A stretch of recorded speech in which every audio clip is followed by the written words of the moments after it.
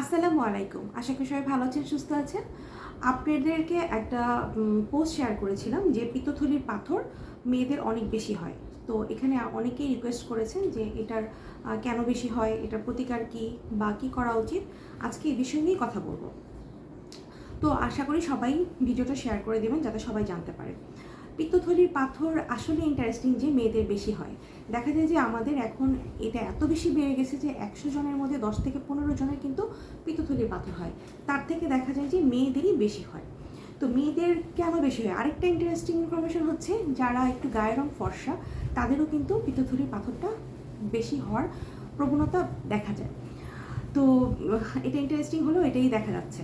তো আপনার মেয়েদের কেন বেশি হয়, আর সবার আগে বলি যে পিত্তথলির পাথরটা কেন হয়। এটা বিভিন্ন বায়োকেমিক্যাল চেঞ্জের কারণেই কিন্তু পিত্তথলির পাথরটা হয়ে থাকে, যেটা আমরা পিত্তথলির পাথর বা গলব্লাডার স্টোন বলে থাকি।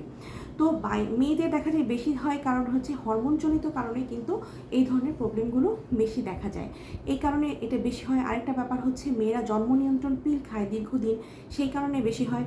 আরেকটা রিসেন্টলি যেটা দেখা যাচ্ছে যে মেয়েদের ওয়েট কমানোর প্রবণতা অনেক বেশি দেখা যাচ্ছে। এই যে ওয়েট কমানোর প্রবণতার কারণে খাদ্যাভ্যাসের যে চেঞ্জ আসতেছে বা হচ্ছে যে বিভিন্ন ক্যাপসুল বা স্লিমিং প্রোডাক্ট খাচ্ছে, এইসব থেকে কিন্তু গলব্লাডারে স্টোন হওয়ার প্রবণতা অনেক বেশি। এই কারণেই দেখা যাচ্ছে মেয়েদের এই সম্ভাবনাটা বেশি দেখা যাচ্ছে। তো পিত্তথলির পাথরটা কেন হয় এটা বললাম। আরেকটা ছেলেদের ক্ষেত্রে যেটা হচ্ছে খাদ্যাভ্যাস অনেক বড় একটা কারণ। খাদ্যাভ্যাস আসলে আমরা তৈলাক্ত ফুড বেশি খাই, বাইরের খাবার বেশি খাই, এসব থেকেও কিন্তু দেখা যায়। এগুলো যে মেইন একদম যে বলাই যাবে যে এই কারণে এটা হবে এমন কিন্তু না। এগুলো না করলেও দেখা যায় অনেক সময় পিত্তথলির পাথরটা দেখা যায়। তো এরপরে আমি যেটা বলবো যে পিত্তথলির পাথর যদি হয় তখন আপনারা কীভাবে বুঝবেন। তো দেখা যায় কি অধিকাংশ ক্ষেত্রে 90% ক্ষেত্রে এটা অ্যাসিমটোমেটিক থাকে। অ্যাসিমটোমেটিক মানে কি, কোনো হচ্ছে সাইন সিমটম থাকবে না, কোনো ব্যথা থাকবে না, কিছু থাকবে না, আপনি বুঝতেও পারবেন না। হয়তো অন্য একটা সমস্যা হয়েছে, আপনি তখন হসপিটালে গেলেন, আলট্রা করলেন, তখন ধরা পড়লো যে আপনি পিত্তথলিতে পাথর। যেমন আমার মার ক্ষেত্রে এটা হয়েছিল, দেখা যায় অন্য একটা প্রবলেম ছিল জরায়ুতে, সেটা আলট্রা করতে গিয়ে ধরা পড়লো যে আমার মার পিত্তথলিতে পাথর ধরা পড়েছে। আমি কিন্তু জানতো না যে তার পিত্তথলিতে পাথর আছে, কোনো সাইন সিমটম কিছু ছিল না। তো এটা হচ্ছে মেইন একটা হচ্ছে কারণ বললাম যে 90% অ্যাসিমটোমেটিক থাকে, তারা জানেও না যে পিত্তথলিতে পাথর আছে। আরেকটা ব্যাপার, যারা বুঝতে পারে যে ব্যথার ক্ষেত্রে, তারা দেখা যায় কি মেডিকেল টার্মে যেটা বলি রাইট হাইপোকন্ড্রিয়াম, সেখানে ব্যথা হয়। যেমন ডান পাশে একদমই হচ্ছে বুকের পাঁজরের নিচে ব্যথাটা থাকে। তো এই ব্যথার থেকে প্রচণ্ড ব্যথা থাকে, এটা কিন্তু খাওয়ার সাথে একটা রিলেশন থাকে। দেখা যায় আপনি বিয়ে বাড়িতে খেয়ে আসলেন, তারপরে হয়তো বা আপনার ব্যথাটা হচ্ছে, সবসময় দেখা যাবে এই ব্যথাটা খাওয়ার সাথে একটা রিলেশন থাকবে। তো ওই ব্যথাটা হতে পারে। আর এটা পিছনে শোল্ডারের পিছন সাইডে যেটা আছে সেটা হচ্ছে এই প্লেটে ব্যথা হয় অনেকের, সময় সময় মাঝে মাঝে ব্যথা হয়।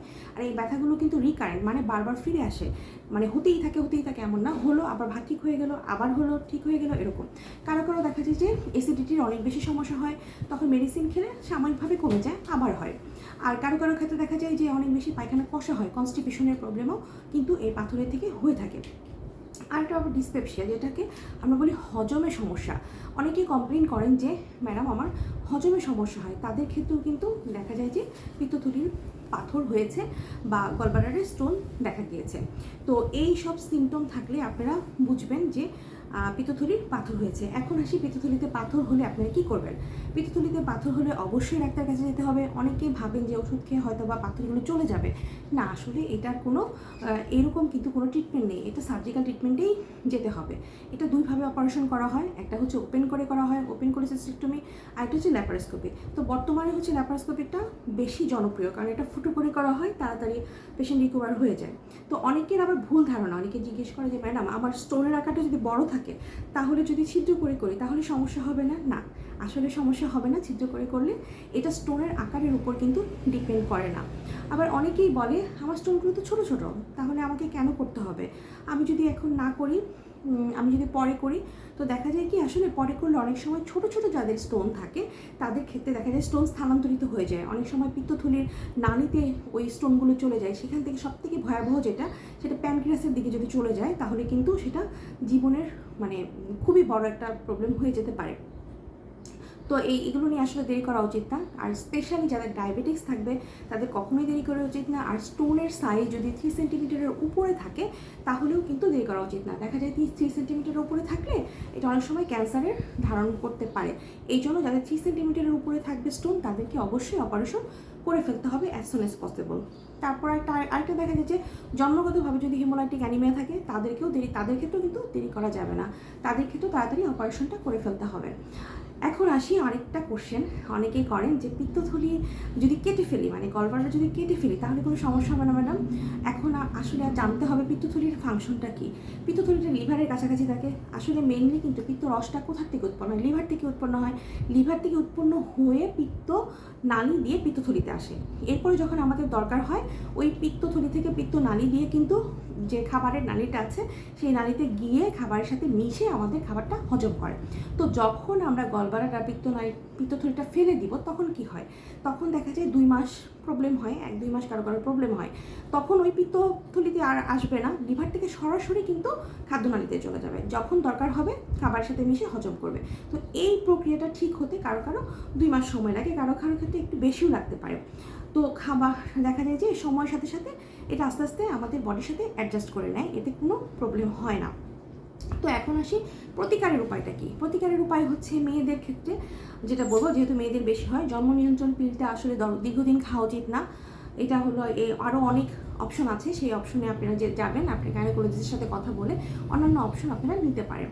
তারপর 2 নাম্বার যেটা বলবো, খাদ্যাভ্যাস অবশ্যই চেঞ্জ করতে হবে। এইসব জাঙ্ক ফুড, বাইরের খাবার এগুলো কিন্তু খাওয়া যাবে না, অনেক তৈলাক্ত খাবার খাওয়া যাবে না। 3 নাম্বার যেটা, জীবনের লাইফস্টাইলটা চেঞ্জ করতে হবে, মানে ওজন বাড়তে দেওয়া যাবে না, ওজন আসলে আস্তে আস্তে ধীরে ধীরে কমাতে হবে। 4 নাম্বার, যারা আমরা অতিরিক্ত ফাস্ট ওজন মানে কমাই, কিটো ডায়েট করি বা খুব তাড়াতাড়ি ওজন কমানোর চেষ্টা করি, বিভিন্ন স্লিপিং ক্যাপসুল খাই, এ ধরনের কিন্তু কিছু করা যাবে না। যদি আমরা এগুলো থেকে বের হয়ে আসতে পারি তাহলে দেখা যাবে যে এই পিত্তথলির পাথরের হওয়ার প্রবণতাটা কমে যাবে। তবে এটা গ্যারান্টিতে বলা যাবে না যে এগুলো যারা না করি তাদের পিত্তথলির পাথর হবে না বা হতে পারে না। আরেকটা ব্যাপার, 40-এর উঠে গেলে দেখা যায় এই পিত্তথলির পাথরটা হওয়ার প্রবণতা কিন্তু বেড়ে যায়। কাজেই আমাদের সর্বশেষ যে কথাটা বলবো, আমাদের সবাইকে সাবধান থাকতে হবে। আমরা সবাই সাবধান থাকবো, লাইফস্টাইল চেঞ্জ করব, খাওয়া দাওয়ার রুটিন চেঞ্জ করব, তাহলে ইনশাল্লাহ আমরা সবাই ভালো থাকতে পারবো। আর কারো কোনো কোশ্চেন থাকলে আমাকে কমেন্টস করে দেবেন, আর ভিডিওটি আশা করি সবাই শেয়ার করে দেবেন যাতে সবাই বিষয়টি জানতে পারে। ভালো থাকবেন, সুস্থ থাকবেন, আল্লাহ হাফেজ।